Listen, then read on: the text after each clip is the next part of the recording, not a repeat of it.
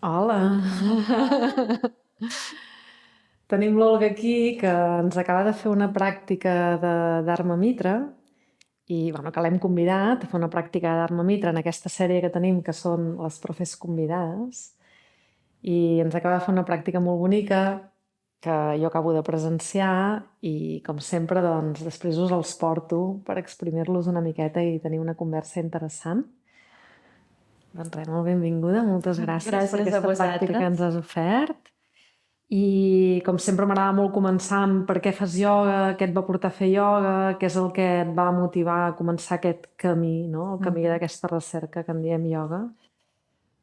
Doncs el que em va portar al ioga possiblement és el camí de moltes persones, no? Jo estava fent en aquell moment molt esport, estava fent acrobàcies i estava buscant com treballar la meva flexibilitat, treballar la meva postura i així vaig començar a fer unes classes. En aquell moment vivia a Dinamarca, vaig trobar un grupet que era una noia que donava classes en castellà i això em va anar molt bé perquè jo no entenia res a les classes en danès i allà doncs vaig començar, però sense poques pretensions o poques expectatives del que era realment el ioga, no?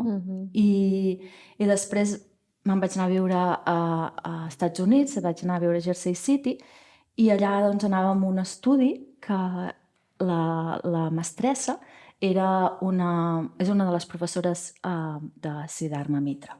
I en el seu estudi feien una mica de tot, però ella sobretot donava les classes de ioga. I en aquell moment jo vaig decidir deixar de fumar i quan sortia de treballar, doncs clar, m'entrava l'ansietat. I parlant un dia amb ella em deia, doncs tu vine aquí a l'estudi, que mentre practiquis t'ajudarem a no tenir ansietat, no? I t'acompanyarem. I vaig començar a anar, clar, cada dia, tot el que va durar la meva ansietat. Cada que tenies ganes de Que fumar. tenia ansietat de fumar. I allà es van començar a moure coses. Sense jo voler-ho, sense jo creure-ho o sense jo buscar-ho, comences a sortir de la classe en un estat diferent, no? En un estat diferent del que et deixa un altre esport o una classe de simples estiraments, no? I vaig començar a trobar doncs, una pau, una ressonància, una cosa doncs, que era desconeguda, no? I que cada vegada és com t'enganxa, no? I és com una plenitud que ja no la pots deixar, no? I després, al cap d'un temps, jo vaig ja moure'm a Nova York i com que en Dharma té l'estudi a Nova York, doncs ja vaig començar a anar a practicar allà a l'estudi i bueno, des de llavors... Sí, perquè al final la pràctica del ioga no és tan sols la pràctica com la que hem fet avui, no? Física, aquí a l'estoreta. Al final jo crec que també et va donant ensenyances doncs, des de la humilitat, des de ser més receptiu, no? Ser més bondadós, o que les vas aplicant a tots els teus aspectes de la vida. Llavors jo crec que durant tots aquests anys el ioga s'ha transformat en la meva forma de vida, però d'essència, no? I va començar realment per alguna cosa totalment física.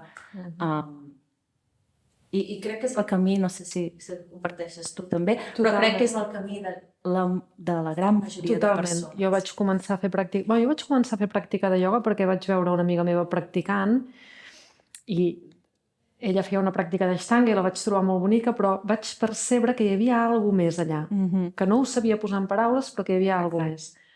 I en la meva primera pràctica de ioga jo vaig tenir aquesta gran sort que vaig trobar d'entrada una mestra que em va ajudar en lo profund, però sobretot va ser com una sensació de hosti, estic en el meu cos d'una manera que no havia estat mai. I jo que havia fet gimnàstica esportiva, vull dir que tenia un cos, això, vull dir que des de l'esport ja el coneixia, tenia consciència de cos, però és una manera d'estar aquí diferent, que té una qualitat diferent. I tinc ganes d'això, en tinc ganes de més, no? I em ressona molt això que tu estàs explicant, no? Una part és aquesta, d'això que tu acabes de dir, però després tu també has dit que vas començar a notar que t'aportava una sèrie de qualitats com a persona, a nivell personal, que després tu podies aplicar en la teva vida. O sigui, no si hi ha ni tan sols només un estar diferent en aquest cos, experimentar-te tu de manera diferent, sinó també sentir que això canvia la manera com interactues amb el món, com perceps les coses del teu voltant, com et prens les coses, no? Sí, sobretot del llinatge que vinc, en Dharma remarca molt sempre ahimsa, no? Que és la no violència. Però la no violència no és tan sols física, no? És també verbal, és també de postura, de comentaris, i fins i tot també és cap a nosaltres. A vegades també t'adones quanta violència ens tenim cap a... Quan ens arribem a agredir nosaltres mateixos amb els nostres pensaments, no? I després, doncs, sí, començar a canviar una mica, doncs, l'intentar interactuar a la teva vida minimitzant en la mesura de lo possible la violència, no? I així, no? Anar incorporant, m'ha passat d'anar incorporant ensenyances del ioga a la vida quotidiana, que és el que em serveix, no? En el dia a dia. I quan això ho fas, és a dir, quan tu et trobes que estàs incorporant coses que has practicat a l'estona, diguem, o que venen de la pràctica del ioga, que les has incorporat a la teva vida, això és una cosa que tu fas conscientment? És a dir, hi ha un esforç de haig de recordar ahimsa, també quan estic fent no sé què, o és una cosa que s'esdevé de manera natural, com que l'has estat practicant a l'estona i mentre fas pràctica, de manera natural va entrant en la teva vida, en les teves facetes, o és no, aquí haig de fer un esforç per portar això, saps què vull dir? Ja. Jo crec que per mi ha anat entrant. És com que jo a vegades penso com es va gravant a les teves cèl·lules, no? Quan t'ho van dient, quan t'ho van recordant, no? És com un mantra, no? I va entrant en el teu subconscient i es va veient en la teva forma d'actuar. Però sí que també crec que m'ha ajudat a identificar en aquells moments en el que ho feia, que potser abans no li posava atenció. No? De dir, ostres, això potser ho hauria d'haver fet diferent. Que això són ensenyances que les pots també rebre per molts costats i des de moltes filosofies, no estic pretenent dir que són exclusives del ioga, no? Però sí que és una forma que sense voler-ho, quan vas la primera vegada a una classe i comences a anar regular a classe, no t'imagines mai quin impacte pot acabar tenint, no?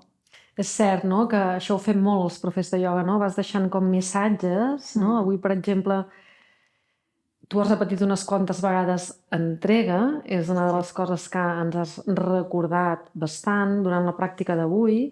En la teva pràctica també hi ha molts moments on parles de la compassió, d'obrir el cor, en algun moment fins i tot d'invertir la relació cap-cor i que el cor passi per davant del cap, no? Vull dir que hi ha com un llenguatge que és propi de cadascú de nosaltres i en el teu cas trobo que és un llenguatge que parla molt d'això. L'entrega, l'obertura de cor, la compassió, això hem anat sentint. Això és una cosa molt de l'Olga o és una cosa que tu has anat heredant del teu llinatge, d'en Dharma? Ve molt heredat del meu llinatge, però també ve filtrat per qui és l'Olga, no? Perquè com tot, del que rebem, ho filtrem, les coses que ens serveixen les integrem i les que no ens serveixen o en aquest moment de la nostra vida no estem preparats per rebre-les, perquè hi ha vegades que missatges no estem preparats per integrar-los, doncs els hem de deixar anar, no passa res, no? I llavors, doncs, sí que òbviament jo he integrat els que a mi m'han servit i són els que intento transmetre a través de la meva pràctica. I sobretot doncs, aquests missatges, no, que dius d'entregar, no, de sortir de l'individualisme, de fer les coses sempre pel nostre benefici, no? Que podria ser també una pràctica, no? Perquè no està fort, perquè doncs, una mica deixar anar aquest control, no? Entregar-lo a algú o si creus en una divinitat o en el que sigui. I tornar al cos, obrir, no? Deixar una mica aquesta racionalitat. Jo soc molt racional, crec que la majoria de persones d'aquesta societat són molt mentals, molt controladors, i ens deixar-ho una mica, no? I portar-nos una mica a dir, deixa que el cor domini un moment, no? Ve ser el mateix com dir, deixa't sentir què et fa sentir aquesta pràctica. Et mou alguna emoció. En lloc de pensar-ho, viure-ho, no? Clar, Sentir-ho. clar. Sí, no, en lloc de dir, sento, sí, en lloc de fer-ho amb la ment, intenta sentir-ho. I al final és anar al cos, però jo crec que a vegades ho entenem més si és des del cor, no? Perquè el cor sembla que sempre és més explosiu, més de sentiment. Ja. Parles de racionalitat, jo estic totalment d'acord amb tu, la majoria de nosaltres avui dia som molt mentals, no? I la pràctica de ioga és una cosa que ens porta directament al viure l'experiència en el cor, no? En el cos, que tu acabes de dir, és el cos, però parlem del cor perquè és més, que deies, com més explosiu. Sí, no? Llavors, aprofito per fer-te aquesta pregunta que tinc moltes ganes de fer-te, perquè l'Olga no ho sabeu, però ella és científica. Lo del profe de ioga és una altra cosa, és el bolo de por las noches, però durant el dia és científica i a mi m'interessa molt aquesta dicotomia ciència-espiritualitat, no? O sigui, de quina manera tu vius això, aquesta part teva que és des de la racionalitat, que és la ciència, i aquesta altra part que és una recerca totalment experimental, personal, una exploració que tu fas, que és aquesta recerca espiritual del ioga, no? Doncs sí, sempre en els dos llocs, òbviament he sigut com el bitxo raro, no? Dins del món del ioga, la científica, i dins del món científic, l'espiritual, no? I vaig tenir els meus conflictes interns, i no et diré que a vegades encara no en tinc, perquè hi ha moltes coses de les ensenyances del ioga de que potser que necessites un acte de fe per creure'ls, no? Però també hi ha una part que és la que se m'ha fet més accessible, que és experimentar uns resultats. Al final jo soc científica experimental i moltes vegades hi ha coses que no entenem des de la ciència, que sabem que passen, que veiem les conseqüències, que veiem els experiments, els resultats, però no entenem completament què els causen, quina és aquesta força que els causa. I després la meva aproximació al ioga doncs, va entrar per aquí, no? El dir, jo estic experimentant tots aquests resultats, tots aquests estats mentals, fins i tot s'ha estudiat la meditació, quines parts del cervell t'activen, coses així, però tenim una desconeixença, potser, si no és a través de la fe, tenim una desconeixença de què promou això, no? O què ho causa. I crec que això tampoc està renyit en la ciència, perquè hi ha moltes coses en què la ciència també està en aquell punt, no? I finalment la pràctica de ioga és una pràctica d'exploració, o sigui, tu estàs... No deixa de ser, se'n diu de la pràctica de ioga, la ciència de l'autostudi, és a dir, no deixa de ser una ciència, tu estàs estudiant quelcom, però en lloc d'estar estudiant i observant un objecte extern, estàs portant aquesta observació cap endins, no? Però pots tenir una mirada científica respecte d'això, no? Quan faig determinades coses, què sento i què canvia, no? I fer aquesta indagació personal, jo trobo que és un acte de valentia, de coratge, no? És molt més fàcil mirar coses que estan a fora, no? Que anar a mirar allò que està dins, no? Després, clar, hi ha altres aspectes de la pràctica de ioga que requereixen una mica més, o de la filosofia del ioga, que requereixen una mica més de fe, que potser seria difícil que les arribéssim a experimentar, però n'hi ha moltes, com per exemple el concepte de himsa, que tu has comentat, que és una cosa que és fàcil d'experimentar. Sí. Com canvia la teva experiència quan tu estàs fent la teva pràctica exercint violència, és a dir, des del vull arribar a un punt determinat, o des de l'entrega i acceptar que allò passi i no exercir cap mena de violència. L'experiència que en tens és totalment diferent, no? Total. Però tenir el coratge de no controlar i no dirigir, sinó de deixar que passi, doncs és especial, no? Sí. No, i m'encanta això que has dit ara, perquè a vegades també és el que succeeix molt, no? Si tu, durant la pràctica, sigui diària o sigui el que sigui, 2 vegades a la setmana, estàs treballant l'entrega, treballant l'escoltar-te, no? Treballant el no forçar-te a aconseguir una cosa, sinó respectar el teu cos, els teus límits, el teu cansanci. És com... és com fer els deures, no? Llavors, agafes aquell hàbit i aquell hàbit el pots transformar, el pots aplicar en altres moments de la teva vida, de dir, ui, no? Estic molt cansada o m'he exigit molt i ara necessito recuperar-me. Vull dir, al final totes les ensenyances que anem aprenent, encara que ens sembli que són d'una pràctica física i que s'acaba allà, no? És el que dèiem al principi, ho podem anar aportant en altres moments. Clar, de fet, és que jo tinc una mestra que tenia molt de sentit de l'humor i ella deia, no devia tenir gaire bona relació amb la família, i deia, saps que la pràctica de ioga t'està funcionant quan vas a un dinar de Nadal i el portes fantàsticament bé. I surts d'allà fantàsticament bé, no? És una mica això, no? És adquirir eines també per tot allò que la vida et va portant, fins i tot situacions complexes o difícils, com les vas gestionant, no? Bueno, és fantàstic això de fer ioga, no? Sí. Us animem tots a fer ioga. I tenint en compte que tu ja tens una feina com a científica, per què et dediques a fer classes també? És a dir, què és aquest altre ingredient més, aquest altre element extra que obtens quan dones classes i que no obtens quan estàs fent tu la teva pràctica? És una bona pregunta, això. Jo crec que per mi és un moment d'entrega que... A veure, no, com ho tornaria a dir? Quan estàs en una classe, tu crees un espai segur en el que la gent es pot expressar i tu estàs sostenint aquell espai, però aquell espai també t'està sostenint a tu. I de la mateixa forma que jo intento compartir des de tota la meva humilitat el que he anat aprenent i el meu camí durant aquests anys, i espero que pugui donar granets, no?, d'ajuda a les altres persones, totes aquestes altres persones m'inspiren a mi i a la meva pràctica, no? Perquè també veig... És recíproc, no? És un canvi d'energia en les dues direccions. I també al ser científica, al final, tot el meu dia són unes relacions molt mentals. I de nou, quan estic en una sala compartint, és una relació de cor. I al final crec que hem de trobar aquest yin-yang, no? Aquest equilibri. No ens podem anar ni totalment...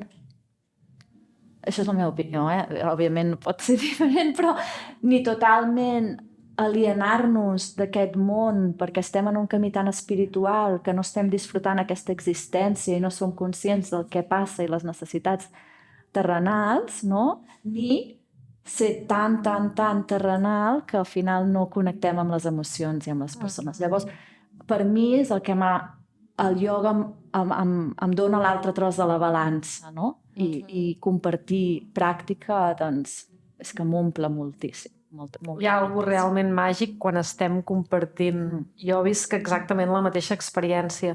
La pràctica personal, tu sola, és una cosa, però quan tu estàs compartint i generant aquest espai, el que tu dius que és molt bonic, no? Aquest espai on tu estàs sostenint l'espai per tothom, i és ben bé així, acaba sent no només un espai que et sosté tu, sinó que també, una altra cosa que tu has dit i que m'agrada molt perquè jo hi connecto molt, que reps inspiració dels altres.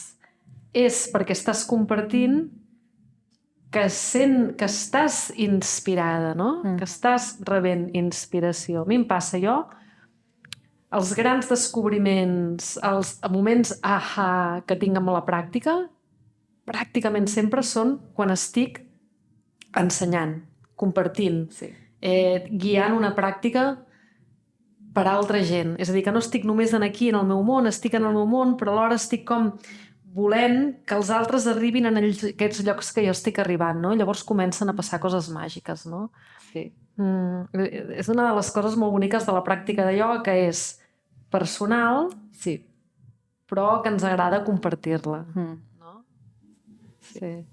Jo crec que Tramuntana Ioga també ha nascut una mica amb aquesta idea, no? Que la gent que estan a casa practicant sols, que també ho puguin compartir, que també puguin sentir que és una pràctica compartida, que no és només una pràctica en solitari, no? No, que al final som part d'aquesta comunitat, no? I és important sentir-se part de comunitat, no? De Sangha. La sanga, La sanga o la xanga és un concepte del ioga i del budisme també molt important, no? Que és aquest.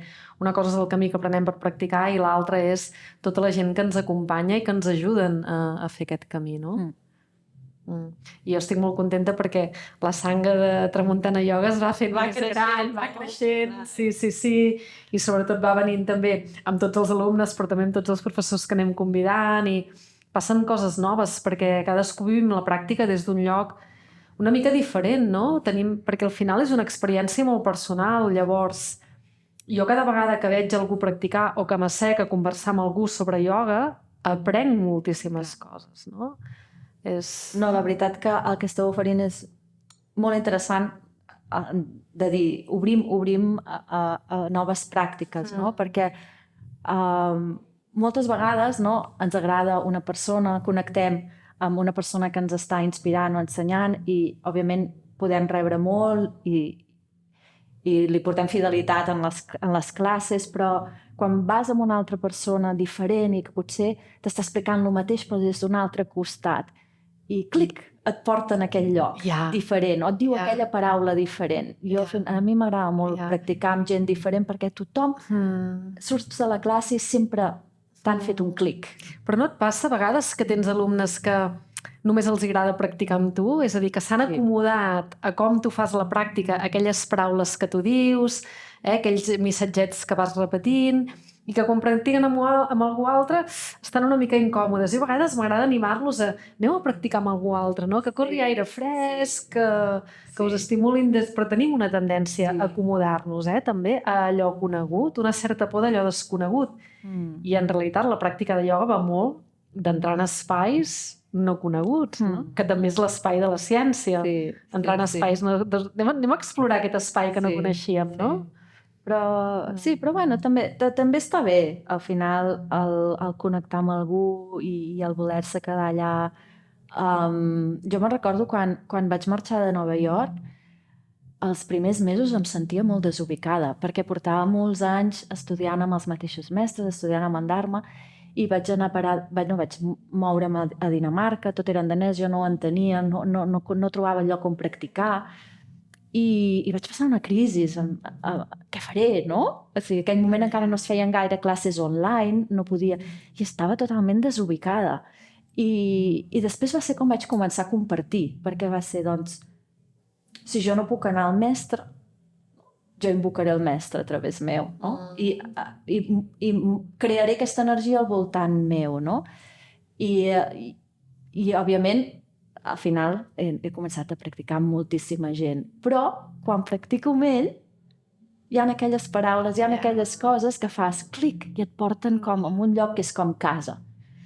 I si en el final tu ets aquesta figura per a algun dels teus estudiants, és molt bonic, és una fortuna, no?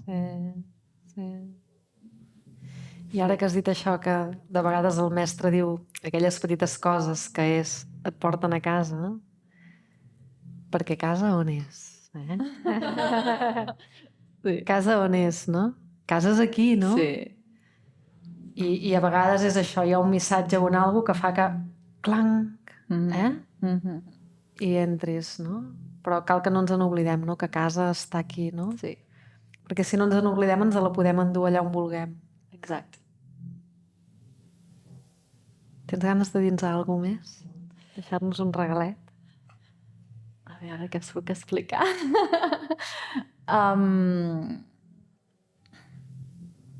Bueno, jo et pregunto una cosa. Sí, digue'm, perquè ara m'has deixat aquí sense idees. Perquè l'Olga tenia intenció de començar la seva pràctica amb un mantra que toca amb l'harmònium, que hem tingut una sèrie de problemes tècnics que no us els explicaré, però sí que us oferirem el mantra com a bonus track o no, però ja que la tinc aquí i que sabem que toca l'harmònium i que li agrada començar les seves classes tocant l'harmònium i cantant, la pregunta, no? Com va arribar a aquesta altra part, no? Aquesta part de la música, del cant devocional, com va arribar a la teva vida? Sí. Doncs això també va arribar per un altre camí. Jo tenia realment un bloqueig amb el cant i era una cosa heredada de la meva infància que doncs algunes persones, jo crec que desafortunadament, però em deien que no sabia cantar i llavors em demanaven que no cantés, no? I això em va quedar molt gravat, llavors a mi sempre em feia molta vergonya cantar, jo tenia ficat al cap que no sabia cantar i òbviament no sóc una gran cantant, però tothom pot cantar, no? I anant a vegades a kirtans o practicant amb algú que cantava, jo veia que cada vegada que cantava s'alliberava alguna cosa, no? Deixava anar coses i sortien coses i jo sortia en un estat diferent, no? I un Nadal, fa 2 anys, crec que estava a casa d'uns amics passant les festes i ell té un harmònium. I com que jo havia fet una mica piano quan era petita, vaig començar a tocar una mica. I vaig dir, aprendré, no? N'aprendré i em trauré aquest bloqueig de cantar. Vull alliberar-me d'això. Vull que això sigui una eina per treure, no? Per expressar-me, no algo que em dongui això. I, òbviament, vaig començar a anar a classes amb un gran amic i vaig tardar a començar a compartir a classe. Per què? Perquè fa vergonya, no? Compartir alguna cosa en el que no, creus que no ho domines, tens por de com et jutjaran els teus estudiants, tens por de fer el ridícul, i et surten totes aquestes emocions, no? Però al final la gent que ve a l'estudi són família, no? I jo els hi vaig començar a explicar que estava practicant i em van gosar, doncs, canta, prova-ho. I el primer dia va sortir molt malament i tots vam riure molt, i el segon també, i després t'adones que això que dèiem, com jo els sostenc amb ells em sostenien a mi, i que el tercer va sortir millor i que si sortia malament no passava res, rèiem i no passava res, no? I aquí vam començar. Jo trobo que aquí hi ha un aprenentatge molt valuós, que és que tu et facis vulnerable davant dels teus alumnes, és a dir, que els estiguis dient no cal que siguem perfectes, no va de perfecció. Exacte. Va de donar-te permís, no? Moltes vegades. I moltes vegades veiem en la pràctica de ioga que hi ha sovint una tendència cap a la perfecció. I està bé permetre's no ser perfecte, no? Sí. Sobretot amb allò que tenim dubte que siguem capaços de fer o que no fem segons els nostres barems de lo que és acceptable i el que no. Vull dir, aquest nivell de vulnerabilitat i que tu el mostris davant dels teus alumnes, això em sembla, o sigui, meravellós. Jo em trec el barret, jo no sé si ho podria fer. Realment em sembla... Sí, jo crec que sí, i ha sigut molt bonic, i ara el cantem sempre perquè trobo que és una forma d'unir tota l'energia de tot el grup, assentar-lo en aquell espai, sobretot a Barcelona, no? Que és on practico i tothom arriba molt embogit de la ciutat, és com t'uneix, és un cant fàcil que es pot cantar sense pretensions i després comencem, llavors m'agrada molt. I la veritat que alguna vegada se m'ha costat algú i m'ha dit com cantes m'arriba tant, i jo penso no, dic, com pot ser? I jo tan traumatitzada que estava, no? Perquè cantes des del cor. I no sé com sortirà, però ho faig entregant-ho, no? I això és bonic, sí. I a vegades també passa, no sé, hi ha persones que, per exemple, diuen que un professor no podria ensenyar una asana que no domina, no? Hi ha gent que diu això. Jo no hi estic d'acord. Jo si hi ha alguna cosa que vull ensenyar, o vull mostrar, jo no ho puc fer perquè el meu cos té les seves limitacions, però ja hi ha algú a la classe que sí, doncs ho podem aprendre amb aquella persona. O jo puc ensenyar a on estic jo i el meu camí fins allà, no? Jo penso que mostrar que no som perfectes és una ensenyança necessària. Una de les més valuoses. Tots tenim cossos diferents i les possibilitats del que podem fer són diferents. No tot el que ens esforcem a fer ho aconseguirem fer perquè tenim limitacions físiques que són les que són. I després és molt interessant compartir el procés. Quan tu estàs en un procés d'explorar el que sigui, en aquest cas una asana, poder compartir aquest procés en lloc de només l'arribada, la meta, no? Jo ho trobo molt interessant, no? Vull dir que sí, ei, endavant. Sí, com surti, no passa res, no? Al final és que... Sí, que, bueno, també em sembla que a la pràctica ho he dit, no? Busca la consciència de la postura, no? Perquè a vegades en Dharma també ens donava aquest missatge. Si no et pots posar els peus al cap, és igual, pensa que hi són, què sentiries, no? Què et vol transmetre aquella postura, no? A quin estat mental et vol portar? No passa res, si no, busca, imagina. No. Tots tenim coses diferents i edats diferents, no? I quan passa l'edat també la nostra pràctica va canviant. Clar. I s'ha d'acceptar. I tant. Sí. Que guai. Bueno, doncs res, l'acomiado aquí l'Olga, però ha sigut un plaer veure't, practicar amb tu sense sentir que estem forçats a fer coses. Sí, gràcies. I amb aquest recordatori constant del cor, que és molt clar en la teva pràctica, i la manera com ets, tan franca, tan tu com ets, moltíssimes gràcies. Gràcies a vosaltres, ha sigut un Per ser aquí, per venir tantes vegades com t'ho demanem. Fins la pròxima. Que guai. Merci, reina. A vosaltres. Doncs res. Adéu.